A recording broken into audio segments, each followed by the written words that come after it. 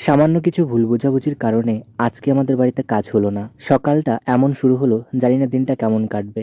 তবে আমি এবং ভাই বিকালবেলায় খুব সুন্দর একটা জায়গায় ঘুরতে গেলাম।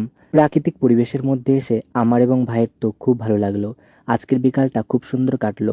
সবশেষে টিউশনি বাচ্চাদের নিয়ে আম মাখা করে খেলাম। জীবনটাও যদি এমন হয়, যেভাবেই শুরু করি না কেন, শেষটা এত সুন্দর হলে খুব ভালো হয়। নমস্কার, আমি প্রসেনজিৎ দাস। আমাদের দু ভাইয়ের মিষ্টি ব্লগে তোমাদের সবাইকে স্বাগত। আজ সকালে আমার ঘুম ভেঙেছিল ভোর ৫টার সময়, মিস্ত্রি দাদাদের ডাক শুনে। তবে ঘুম থেকে উঠলাম, সব কিছুই গুছিয়ে রেখেছিলাম, কাজ আর হলো না। আসলে মিস্ত্রি দাদারা আমাকে যা যা জিনিস আনতে বলেছিল সব কিছু নিয়ে এসেছিলাম, শুধুমাত্র বাঁশ বাদে। আমাকে তারা যে যে জিনিসগুলো উল্লেখ করে বলেছিল আমি সব কিছুই খাতায় লিখে রেখেছিলাম। তবে বাঁশের কথা একবারও উল্লেখ করেনি, আমিও গুছিয়ে রাখিনি। তবে আজ সকালে মিস্ত্রি দাদারা এসে বলছিল, তুমি যেখান থেকে কাঠ জোগাড় করছো তাদেরই বাঁশ দেবার কথা।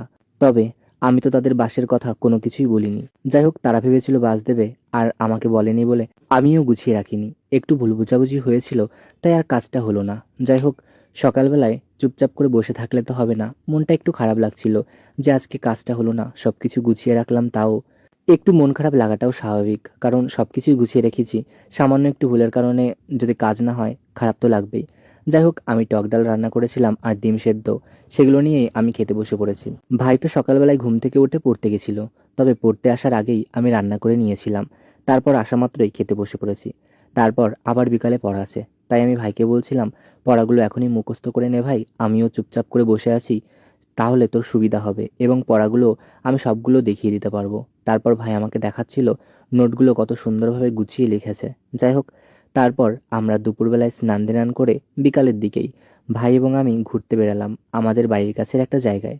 আমাদের সামনের বাড়ির যে জেঠি বাড়ি আছে, তারা মাঠের মধ্যে একটা সুন্দর জায়গায়, সুন্দর পরিবেশে সুন্দর একটা ঘর তৈরি করেছে। সেই ঘরটাই দেখতে যাচ্ছি। খুব সুন্দর একটা মাটির উনুনও তৈরি করছে, আমাকেও একটা তৈরি করতে হবে। তারপর আমি শুনতে পেলাম এই জেঠিদের বাড়ি নাকি খুব সুন্দর একটা আঙ্গুর গাছও আছে, আর আঙ্গুরও ধরেছে।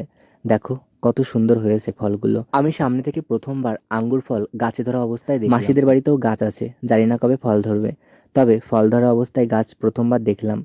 তারপর চলে এলাম আমরা এই জেঠিদেরই বাগানে। দেখো প্রতিটা আম গাছে কত সুন্দর আম ধরেছে।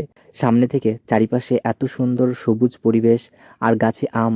আর এই গাছের আম তো পুরো কাঁচা মিঠে আম, মানে কাঁচা অবস্থাতেই অনেক মিষ্টি লাগে। সেই কারণে বলে আমি দুটো আম ছিঁড়েছি। তারপর আমগুলো নিয়ে বাড়িতে চলে এসেছি।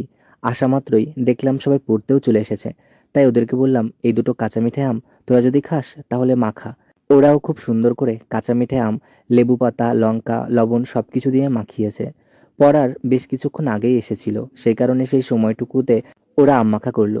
আজ একটা জিনিস ভালোভাবে লক্ষ্য করলাম, দিনটা বা যে কোনো সময় যতই খারাপ থাকুক না কেন, বা যেভাবে শুরু হোক না কেন, যদি তুমি চাও সেই দিনটাকে খুব সুন্দর করে গুছিয়ে ভালোভাবে কাটাবে, সেটাও সম্ভব। আমি যদি মন খারাপ নিয়ে বাড়িতে বসে থাকতাম, তাহলে আর এত আনন্দ হতো না। তারপর সবাই মিলে আম মাখা করেও খেতে পারতাম না।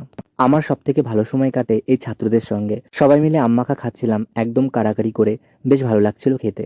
তারপর ওদের পড়াতে শুরু করলাম। যে জিনিসের জন্য আজকে আমাদের কাজটা হলো না, এই বাঁশের জন্য। তারপর পুড়িয়ে ছুটি দিয়ে সে বাঁশও জোগাড় করে নিয়েছি। সত্যি সবার জীবনও যদি এমন হতো যে যত খারাপের মধ্যে শুরু হোক না কেন, শেষটা এত সুন্দর হয়, তাহলে বেশ ভালো হতো। যাই হোক, আজকের দিনটা যেমনভাবেই শুরু হোক না কেন, আজকের দিনটা বা সন্ধ্যা পর্যন্ত খুব সুন্দর কাটালাম, খুব ভালো লাগলো।